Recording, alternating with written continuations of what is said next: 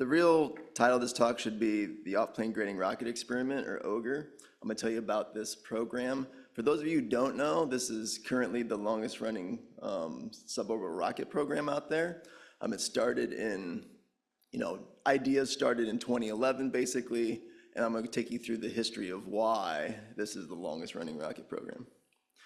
Before I do that, I just want to put my acknowledgements up here. OGER, I think that's something that we didn't talk about a lot yesterday or any of the other days. When it comes to rockets, there's examples where rockets are made by a couple people, a handful of people, and that's great, but there's also examples where rockets are made by a ton of people.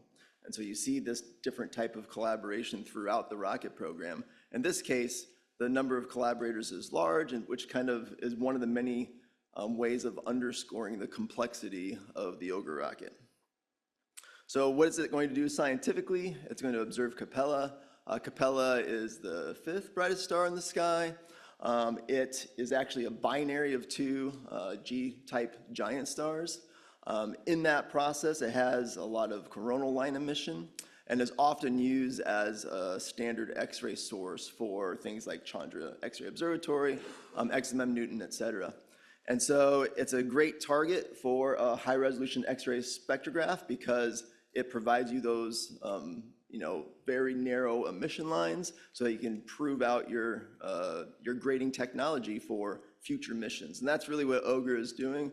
It's trying to make reflection gratings relevant for future X-ray missions that are orbital, like the successors to Chandra and XMM. So just briefly, upper left, there's a simulation of how OGER would observe in the 8 to 42 angstrom band, counts on the y-axis, wavelength on the x-axis. On the right side, the middle-ish plot is actually a Chandra Observatory observation, kind of showing you where our main science goal is, and that's this 15 angstrom line. There's a resonance line there that allows us to, again, prove out our resolving power in terms of fitting that line and seeing how narrow it is. There's also this really interesting dielectronic recombination line right next to it that's blended in Chandra, and if we can get it separated to better understand its wavelength, but also once you have a few counts, we only need 2 counts in that line during our flight to constrain the temperature of the plasma to a degree much better than if you did a full differential emission measure fit on the spectrum. So those are our main goals. To do that, our spectral resolving power requirement is 1500 over that band. It peaks at 3000, so for X-rays, that's very, very high spectral resolving power. It'd be the highest ever flown. And the effective area of 20 square centimeters, also quite high, 75 centimeters squared in certain wave bands. Okay, so what's it look like? OGER, that just doesn't look too complicated, right? But this is a complicated payload. And so like a typical X-ray spectrograph is gonna have grazing incidence telescope, as you see on the left side here, this optic assembly, the shiny bit on the inside, that's the telescope. X-rays don't bounce off normal incidence mirrors, and so you gotta skip them off the mirror just like you're skipping rocks off of a lake. And so you have to come in at high angle of incidence, so something greater than 88 degrees, so at grazing incidence of 2 degrees or less. Bounce that off a couple optics, and then disperse it for a very long distance. In our case, we have a 3.5 meter focal length. Our payload, the scientific payload itself, is 4.6 meters. And so extremely long, and that's where a lot of the complexity comes in.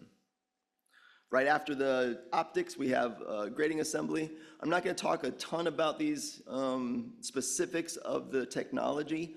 If you want to learn more about the technologies involved here, please talk to me afterwards. We have put in a lot of time in developing X-ray reflection gratings, and that's a whole different APRA program, but lots of developments in that area that I'd be glad to talk about. So what does the OGER timeline look like? I'm going to contextualize this based off of meetings we've had and how it's evolved over the years. The first thing I want to say is that the first time it was funded, it was part of a double rocket program. And so the funding came in 2014. Less than 50% was funded, and it's for 2 rockets. OGRES which is our diffuse spectrometer, which I'm not talking about today. Completely different payload, does diffuse X-ray spectroscopy, and then its brother, OGRE, which is doing this, which I'm talking about today. And so given that we only had partial funding and we concentrated all that into our diffuse spectrometer, I wanted to make sure in the future that OGRE would be funded. And so I wanted to get it in the book, so to speak. So I MIC'd it immediately. So the mission initiation conference, as you can see, was March 11, 2014, right when the funding started, basically. And so another thing that we didn't talk about is the different PI's approaches to the rocket program. I've been parts of rockets where MICs aren't done until the PI knows it's gonna happen, everything's ready to go, and the MIC is fairly close to the launch date. I've seen other programs where the MIC is very early, and sometimes that can be beneficial for payloads that are new, complex, et cetera. In this case, given that I knew that it was gonna be complex, and I wanted to get on the books, and so we MIC'd extremely early. In fact, we're mission 36.298, and I think right now they're in the 36.400s, to give you an example of what it's like right now in terms of timelines. At that time, our payload was 4.6 meters, 181 inches, 700 pounds, and slated for a White Sands launch. So another common theme through all of these meetings is that we never had flight stability. There was never a solution that passed all the check marks. And so from pre-RDMs, there's 3 of them in 2015, our RDM in 2016, 2 years after the MIC, and then a pre-DR meeting in 2019. Those are all part of this partial funding. And by that time, we're still looking at what flight range do we go out of? Is it Wallops? Is it White Sands? Is it Poker? 2020 was the first time that we ever got directly funded for OGRE. And so it wasn't that long ago. And so we started working on it in earnest. The new design at that point had gone up to 1,760 pounds, about 374 inches. And that kind of size kept going until today. And so today, our target is this 383-inch, 1,777 pound payload. And so longest, heaviest that you're gonna find. This requires a 1,500 pound ORSA. That hasn't been flight qualified yet. Probably will be on Subtech 10, and probably won't be. There was a potential for us doing the test flight for it on this rocket. And so the current configuration is Terrier Oriole, and that's the only vehicle that gets us enough thrust to get our science requirements. And so our minimum requirement is 140 seconds above 150 kilometers. And so we're in soft X-rays, they attenuate very easily in the atmosphere, 150 kilometers is our cutoff. And so that's the basement, we gotta get above that. If you take a Terrier Black Brant, that gets us 70 seconds above 150 kilometers. 2 Sigma Low, 0 seconds above 150 kilometers. And so Terrier Black Brant is just getting off the rail and coming back down, basically. And so there's a question now of, okay, that gets you 70 seconds, and so if you're nominal twice, you can get the performance you want. The single Oriole is 150 seconds above 150 kilometers. 2 Sigma Low is less than 140 though. So there's been a long discussion with SRPO on what is the priority here, and it's still going on. The Terrier Oriole is definitely flight stable, but there's no Orioles in the stable. You know, they show, you know, available Orioles or available rocket motors, and Orioles on the list, but it's not on the list. And they said yesterday they're not planning on buying any more either, because they're $1.3 million. And so you have to find that ride, and they can get 2 Brants for the same price. And so that's why we're thinking, well, do we fly 2 Brants? Or do we fly 1 Oriole? What should we do? Another interesting thing about this payload is that it follows key X-ray spectroscopy-based technology developments for NASA. And for us, that comes in the optic, the grating, and the detector. Much more so in the optic and grating. So the optics that we're flying are these polished silicon optics. These are the next generation of X-ray telescopes. And here's just a brief, diagram showing how they're made. It's complicated, but it's cutting edge. And so because of the success that this program has had in recent history, it is baselined for 3 of the 5 X-ray probes for the X-ray Explorer that got a phase A. This is the optic technology of the future. So this is really important. This is really great. It's great that our rocket, the suborbital program, has pushed its development, but it's gotten to the point where they are concentrating on things like these probes. It's harder to get them concentrated on the rocket, even though that's where a lot of the development was done.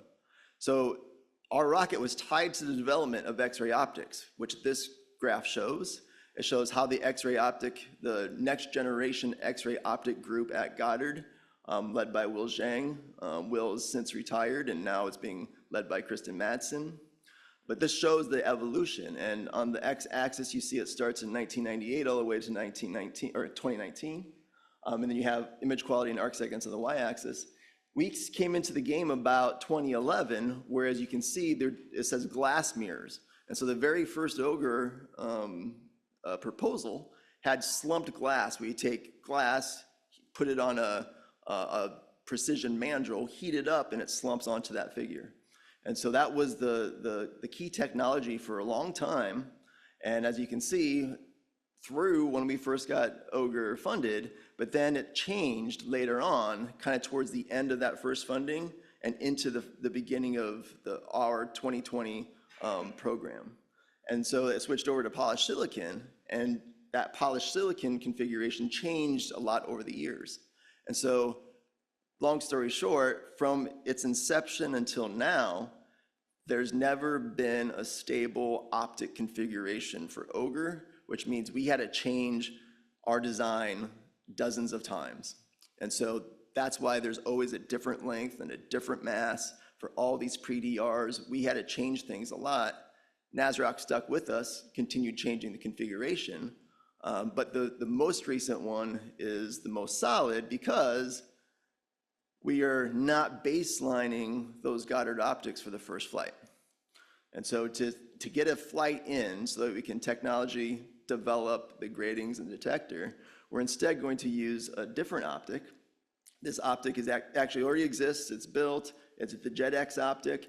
It's the sister to the X-ray telescope on Swift, so we're going to use this instead. I'm not going to talk too much about grading technologies again, but the thing that I am excited about is we come up with a brand new way of aligning reflection gratings. Reflection gratings are notoriously hard to align to get high resolving power. And so my competition, which are transmission gratings at MIT, their biggest ding against reflection gratings are they're really hard to align. But we're using technologies that we're borrowing from our collaborators in the Netherlands who are making the optics for the Athena Observatory to take these, make gratings out of silicon wafers, stack them up, they bond, they do a cold weld between the silicon, and you have used no epoxy, and it's a solid piece of silicon, it's stress-free, which is wonderful. You put them on the rocket. Our flight detectors existed for over a year. This is its delivery on the left side in the lab. Grad student currently, Tristan, is doing calibrations on it in the lab with the flight GSE, as you see on the right-hand side. Programmatically, NASROC again has been great. On the left, you see a set of skins. Those are our internal skins. That's our internal optics bench. That's the metering structure in between the detector bulkhead and our optics. On the right side, we're starting to build up an alignment system for our optics, and so it's kind of a weird telescope looking at a telescope here, but we're using a telescope in reverse for a collimator and then seeing its collimation with the other telescope, so things are happening. So what are the next steps for Ogre? Next steps is get an Oriole. And so we are trying to find a way of getting that. I've asked headquarters directly if they'd buy one for me. Next time you're there, go ahead and drop by an office and say, hey, have you heard about Ogre? Why don't you buy an Oriole for them? I'd appreciate it. But hopefully that happens, or we fly to Black Brants. We haven't really decided yet. So getting an Oriole is the fastest way for us to get a launch. If that were to happen sometime soon, because it's an 18-month lead time, our launch would take place between October 27 and March 28 at Poker Flats. We're parallel path studying other things right now. How our optic and our detector both weigh about 60 kilograms on a good day. With all the additional stuff around them. They're about 70, 75 kilograms, so super heavy. We can save 100 pounds if we just put new optics and new detector on there, which we're investigating. And so in summary, we're going to do a high resolution spectrum, great technologies on this thing. I can talk to you more about that some other time. And we're going to do an initial flight using an existing optic. And finally, thanks to the research group at Penn State and for your attention.